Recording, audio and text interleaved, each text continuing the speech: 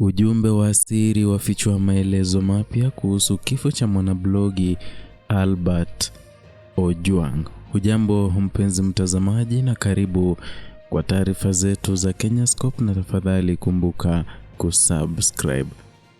Katika kile kinachoonekana kuwa hatua mpya kuelekea kufichua ukweli kuhusu kifo cha mwanablogu kijana Albert Omondi Ojwang, wakili maarufu na mchambuzi wa masuala ya sheria Wahome Thuku amefichua ujumbe wa siri aliopelekewa na afisa mdogo wa polisi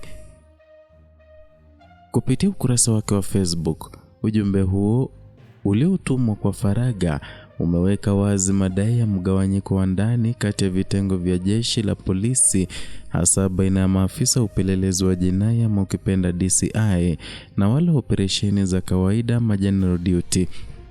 Na katika ujumbe huo, afisa huyo anayejiita mtu wa cheo cha chini kabisa alielezea masikitiko yake juu ya namna kesi ya Ojwang inavyoshughulikiwa. Alisema kuwa ni mazoea ya muda mrefu kwa baadhi ya maafisa wa DCI kuwakamata washukiwa, kuwatendea vitendo vya ukatili, kisha kuwaweka mahabusu bila kushirikisha au hata kumjulisha kamanda wa kituo cha polisi husika. Kwa mujibu wa afisa huyo, utaratibu huo unachangia kuzorotesha wajibikaji na kulazimisha maafisa wajidi kubeba lawama kwa makosa yaliyofanywa na wenzao wa DCI. Afisa huyo alieleza maumivu yake kuwa mtoto mdogo sasa amepoteza baba na mwanamke mchanga amebaki mjane kutokana na kifo hicho cha kikatili. Alionya kuwa baadhi ya maafisa wasio na hatia wanaweza kuhusishwa na tukio hilo, ili hali waliohusika ama wale wakuu wakiendelea kufurahia uhuru wao. Alipendekeza kwamba ni wakati mwafaka wa huduma ya polisi ama ukipenda NPS kutenganisha majukumu ya DCI na GD, ikiwa ni pamoja na kuwa na seli na vitabu vya kumbukumbu tofauti ili kuongeza uwazi na uwajibikaji.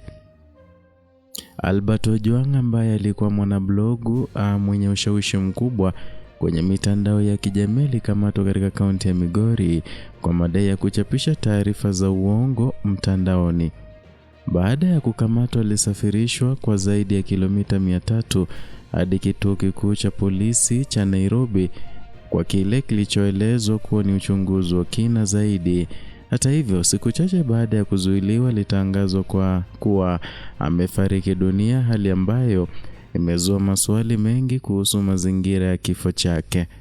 Kwa mujibu wa ripoti rasmi ya polisi, Ojwang alijijeruhi kwa kujigonga ukutani akiwa ndani ya mahabusu na alikimbizwa katika hospitali ya Mbagathi ambako alitangazwa kuwa ameaga dunia.